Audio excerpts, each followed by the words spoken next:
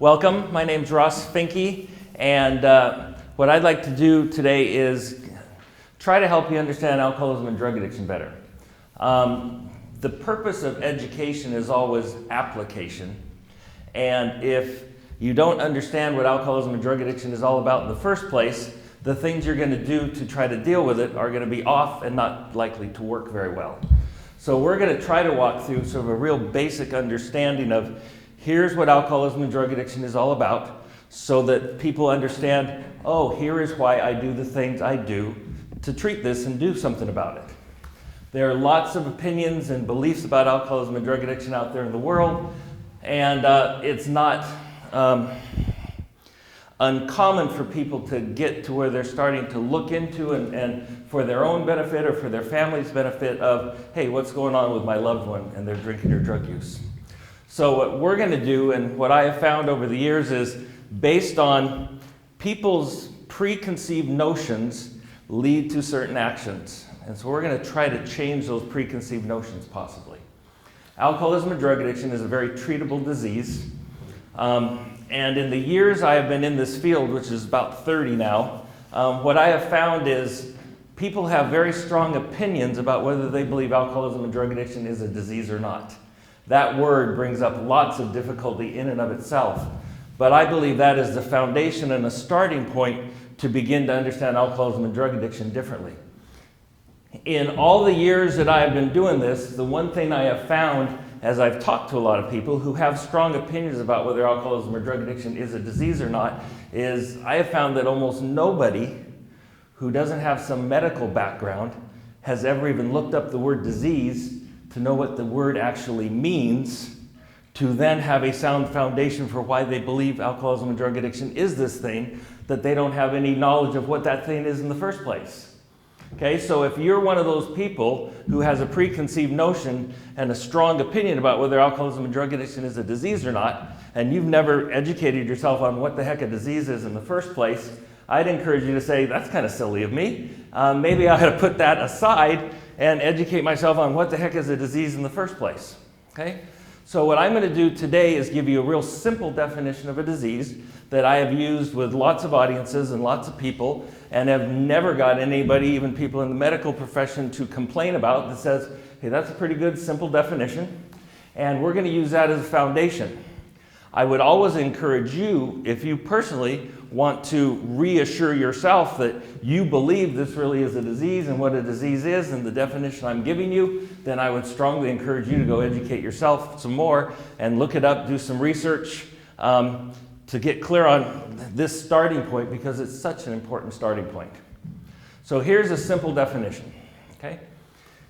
If you were to look up the word disease, it would say something like this: the dysfunction of an organ or system of the body with an identifiable progression of symptoms. Okay? I'm going to repeat that for you.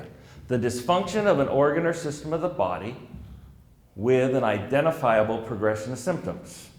We diagnose whether different organs or systems are doing what they're supposed to do or not by these symptoms that say, hey, wait a minute, this organ or system should not be doing these things. If it's doing these things, this thing is not working properly. So to give you a real simple, let you be the diagnosticians here, every late spring, early summer, I start to get some symptoms. My eyes start getting itchy and watery.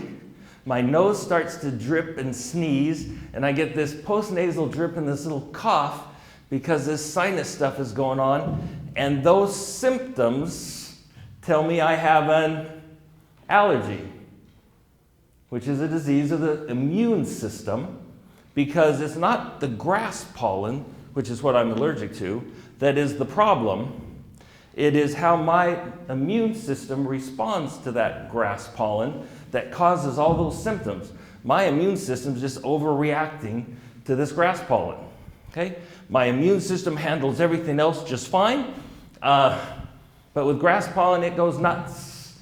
Some of you might have similar allergies or other allergies. I think grass pollen isn't nearly as bad as if you guys have shellfish allergies or something stupid like that.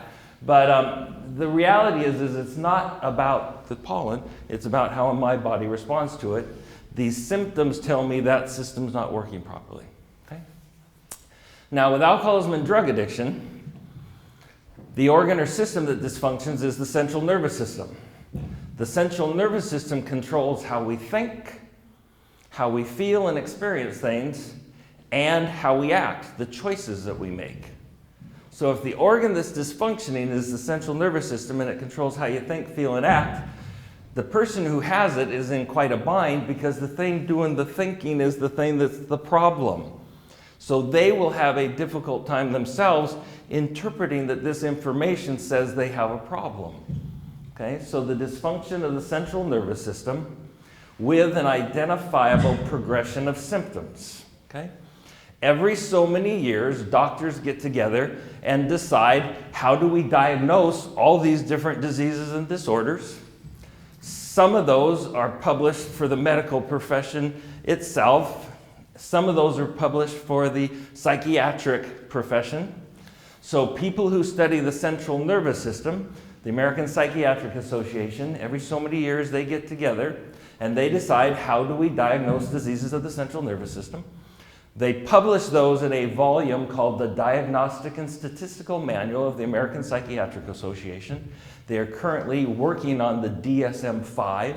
We are currently in our field run by the DSM-4. Okay? They might change these criteria that I'm going to give you today in the future, but right now the medical standard that is medically agreed upon for how do you diagnose this disease are from the DSM-4. Okay? These symptoms tell us, agreed upon by the medical profession, that this is how you diagnose this disease of the central nervous system.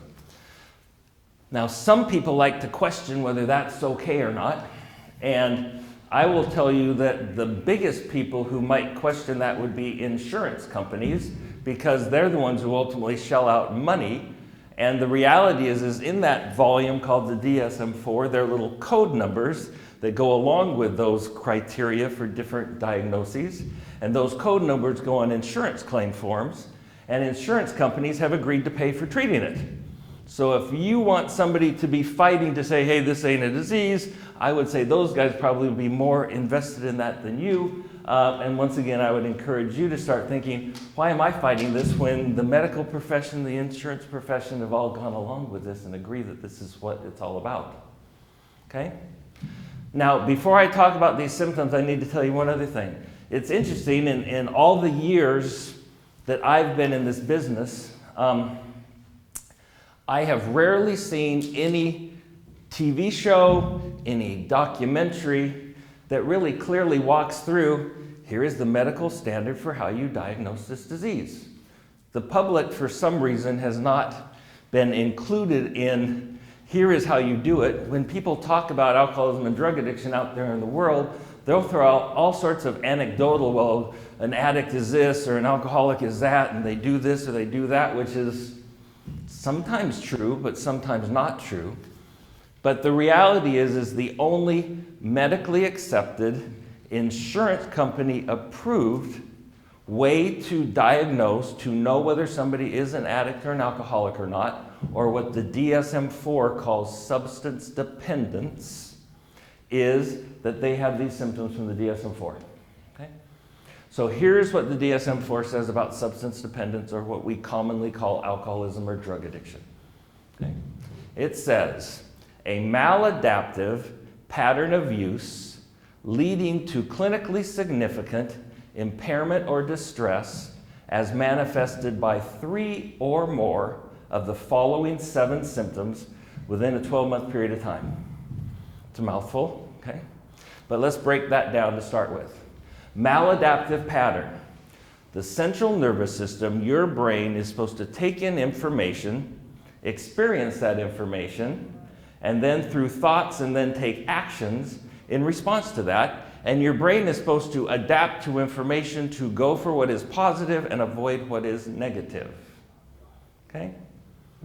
So if somebody's brain is maladapting, that says, hey, wait a minute, this brain is not adapting to the information it's getting properly and continues to make inaccurate decisions about what it ought to be doing based on the information that the brain is getting. Okay? So maladaptive pattern of use leading to clinically significant impairment or distress. Clinically significant says, hey, this has to be something not just a little bit, but big enough to override. I mean, why do people drink or use drugs in the first place? Because they like the effect. Okay? And there's tons of people who like the effect of alcohol and other drugs are used for lots of different wonderful purposes. And the reality is they work very well for some people. Okay?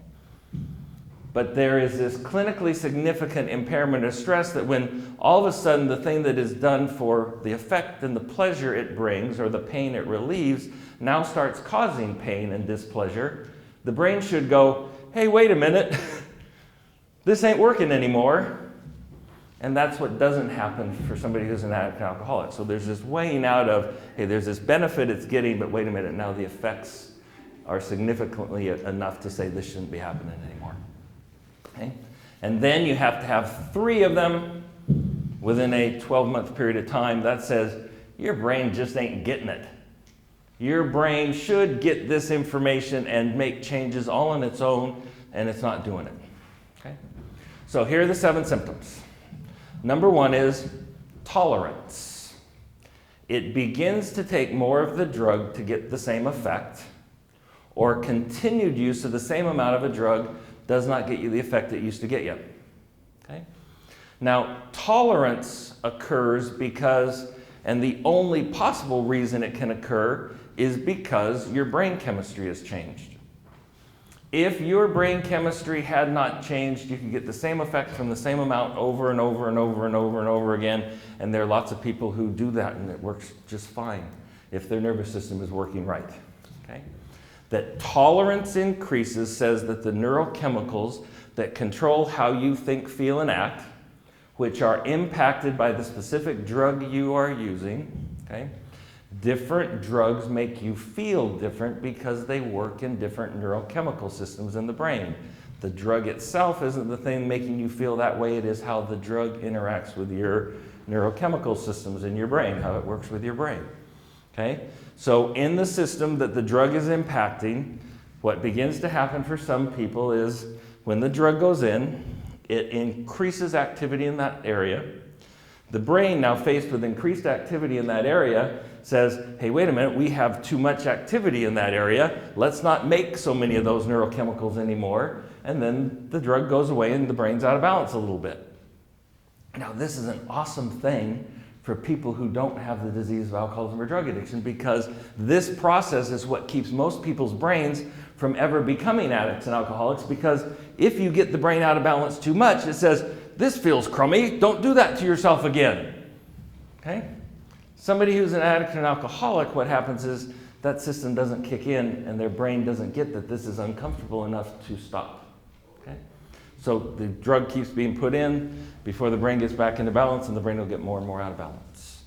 The only explanation for tolerance rising is that the brain chemistry has changed. Okay? Symptom number 2 is withdrawal occurs. Now, tolerance happens little by little as the brain adapts to the drug being present more and more frequently. As the brain gets out of balance more and more, once it gets out of balance enough and you take the drug away, you will have withdrawal symptoms. Withdrawal is an acute episode of just how out of balance the brain is at this moment in time. Withdrawal symptoms go the opposite direction that the drug took you.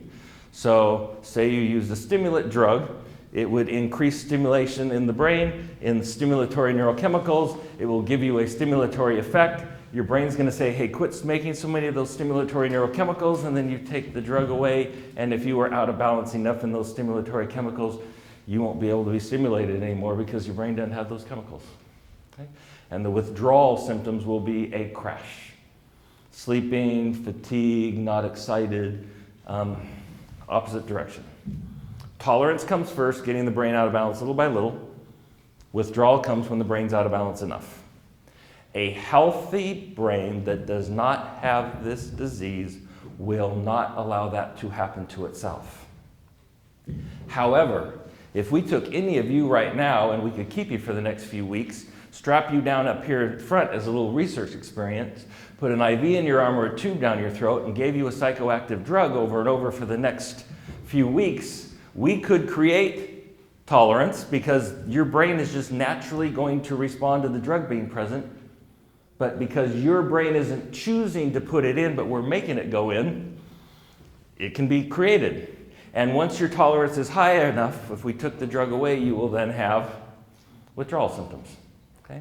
Purely mechanical process in the brain, but fortunately our brains, for most of the population who do not have this disease, their brains respond properly to that information it's getting that says, hey, this is causing me discomfort, let's avoid that. And it doesn't let it happen, won't let it happen, can't let it happen if the system is working properly. Okay? So tolerance and withdrawal are the first two symptoms. Years ago, the Diagnostic and Statistical Manual of the American Psychiatric Association used simply these two for diagnosing dependence on a substance. Because of clinical experience, seeing people in hospitals who are given, say, an opiate medication for pain over an extended period of time, having tolerance develop and having withdrawal symptoms, but not showing them go seek drugs afterwards. Some did, some didn't. But they saw that this could be created, so they said, we need to expand the criteria to incorporate this new information and research that says this isn't enough. So they added 5 additional symptoms. These other 5 symptoms say, this person's brain is doing this to itself, and there is additional discomfort associated with each of these other criteria that the brain should, when that gets clinically significant enough amount of impairment and distress, the brain should be saying, hey, wait a minute, this is enough information for me to stop doing this. Okay? Symptom number 3 says there is an inability to keep intentions about how much or how long someone uses for. So on an individual occasion of use, somebody who has an intention, say, of, I'm just going to have 1 or 2 drinks tonight, and then once they take those 1 or 2 drinks 5 or 10, that says you have this happening once, and once that happens a few times, over a 12-month period of time, you will meet this criteria. This is also goes to things like, I know in my own experience, I'm a recovering addict and alcoholic myself, and I can tell you that at the end of my use before I got into recovery, every weekend I had the intention of coming home. Friday night, I was not going to not come home. I'm coming home, I promise. My wife was upset because I hadn't come home sometimes, and I tell you, I genuinely believed I was going to come home. And I unfortunately can't tell you how many times once I started using, I would not come home. I can also tell you that on lots of occasions I didn't use at all. On some occasions I used a little and came home. And I could not tell you on which occasion that once I started using what would happen yet next. There was something wrong with the off switch. It worked some of the time and it didn't work other parts of the time. Either in terms of how much or how long. I heard a funny story from someone one time that was in recovery also, and she was talking about when she was not in recovery and her family was getting ready for her sister's wedding. And she was telling this story about her dad came up to her before the wedding and said, now you know, honey, we really want you to be at the wedding, but we really don't want you to drink too much at the wedding. And so we want you to just have a couple drinks. And I want you to really pay attention to that little bell that goes off in your head after you've had a couple drinks that says, I've had a couple drinks, I'm feeling this. She said, I looked at my dad and said, what bell? I don't have that bell. When I have a couple drinks, the thing that goes in my head is more. I have never heard a bell say, I'm feeling this enough. I always hear more, which I sometimes can fight off, and sometimes I can't. Okay? Symptom number 3, inability to keep intentions of how much or how long. Symptom number 4 says there are unsuccessful attempts to cut down or control use. Now, this does not mean that somebody cannot control their use on occasions. In fact, the reality is most addicts and alcoholics seem like they're in control most of the time. The typical pattern for most addicts and alcoholics is not out of control all the time. The typical pattern goes something like this. There will be days, weeks, months, or years of use before there's ever even a single episode that use seems out of control. For some of us, it's the very first time we use, things go really bad. Other people, it's weeks, months, sometimes even years later before there's any indication that our use has caused any problem or might need to be controlled or cut down at all. But once that first episode happens, now we have to look at what does the brain do with the information that now, in the result of this thing that I was doing, this incident happened. Because what a healthy brain should do after this incident, it should go, hey, the thing I was doing that was supposedly bringing me fun or relieving some discomfort for me has now caused discomfort. Let's adapt and not let that happen again. And your brain should manage that without any help for you, because that's how the brain's supposed to work. When you put your hand on a hot stove the first time and it burns, the next time you walk into a kitchen by a hot stove, you're not going, I'm going to try to control myself from putting my hand on that hot stove again. Unless you happen to be one of those people who that system doesn't work well and you like that feeling and you think you don't want to do it. Okay? But there is this, brain should do that naturally if it's working right. Okay? So, days, weeks, months, years of use before a first incident happens. First incident happens and now the brain has to do, what do I do with this information? How do I adapt to the information I just received that this thing I was doing, and I was doing because it was bringing me fun or relieving some discomfort, has now caused discomfort? The reality is for people who are addicts and alcoholics, they too will seem to control their use for a period of time. And to begin to meet this criteria, what you have to start seeing is a pattern of this happening at least twice within 12 months.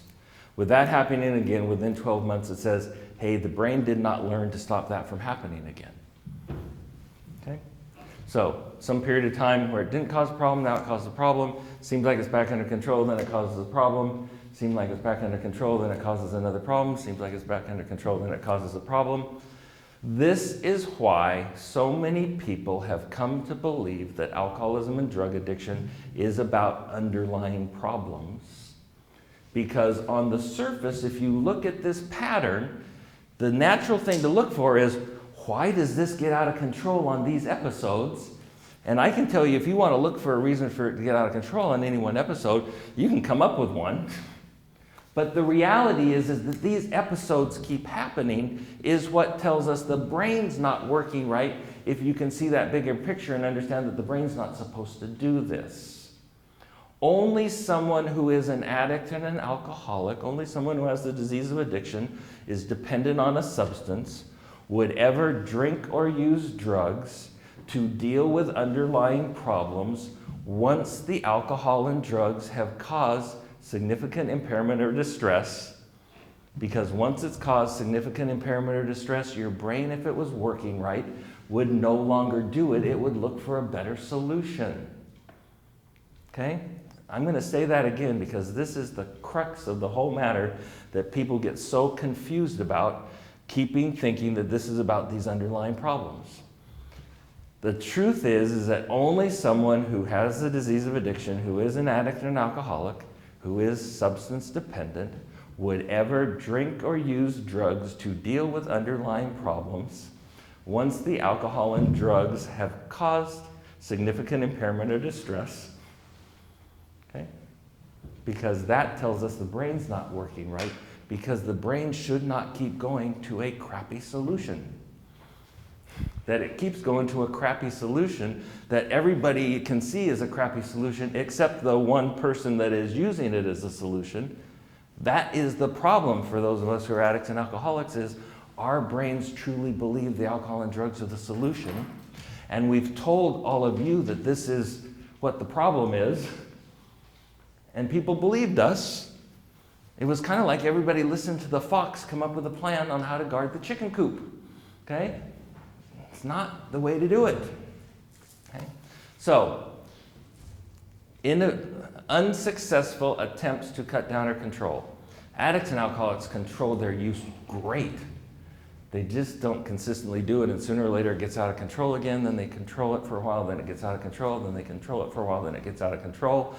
Addicts and alcoholics will even quit for periods of time, days, weeks, months, even years, to prove to themselves and other people that they aren't addicts and alcoholics.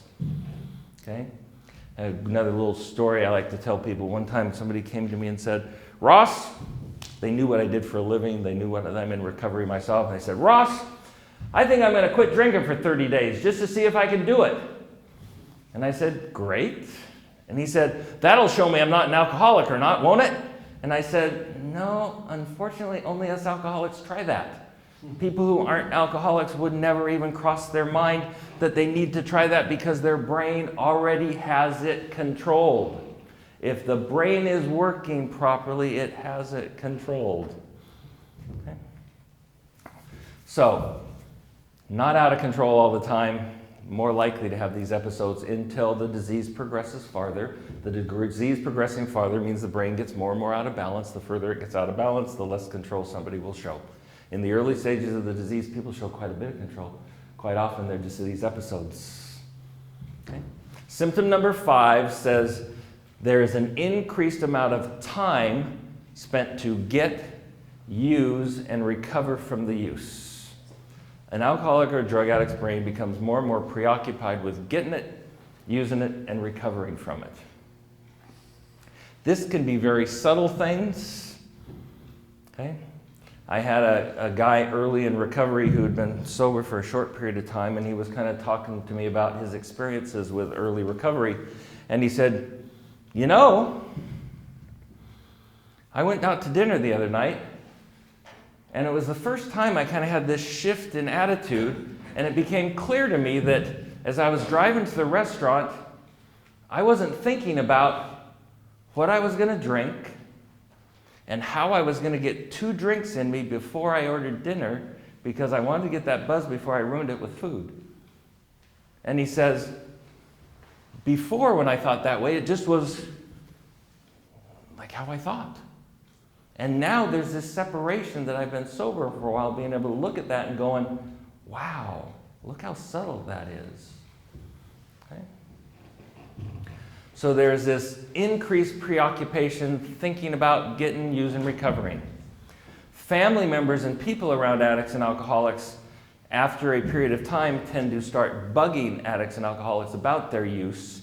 So this symptom can also show up in things like lying, sneaking, hiding, stealing, cheating. There's this whole, all of a sudden, alcohol and drugs becomes more important than these other qualities of life that are so important, like honesty and fidelity. But to an addict's, alcoholic's brain, the use warrants that they really see that it warrants it. So there's this increased time. Symptom number 6 says there is decreased functionality in other areas of life. People have this impression, and addicts and alcoholics probably more so than others, but a lot of people do, that somehow if you're an addict and alcoholic, you're somehow not functional at all. And I am here to tell you, us addicts and alcoholics are some of the most functional people there are in this world in some aspects of our lives, until the disease progresses far enough that we lose that functionality. Okay? And if you go back to the criteria, you only need 3 of these 7 criteria to be diagnosed with this disease. You could be diagnosed with this disease and be the most functional, highly functional, best of everything person in the world and still be diagnosed with this disease because you've got 3 of these other 7 symptoms and it just hasn't impacted your functionality yet. Okay? But you're still diagnosed with this disease if you have 3 of these 7. And I would encourage anybody who's diagnosed with any disease to start treating it earlier rather than later. Okay?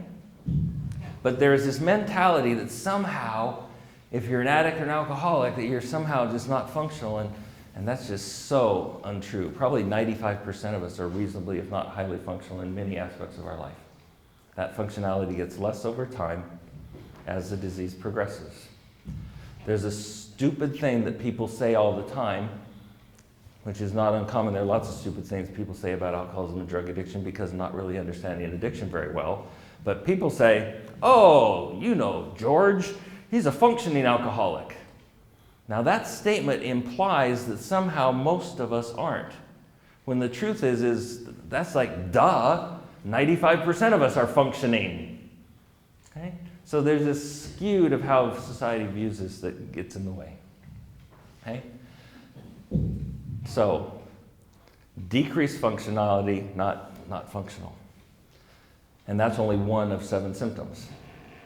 And then last but not least, number 7 says, there is continued use despite a problem that is caused or exacerbated by the use. So there is some physical or some psychological problem that is caused or made worse. Okay? So medical problems, liver enzymes, other physical problems, emotional problems, psychological problems, family problems, work problems, money problems, legal problems.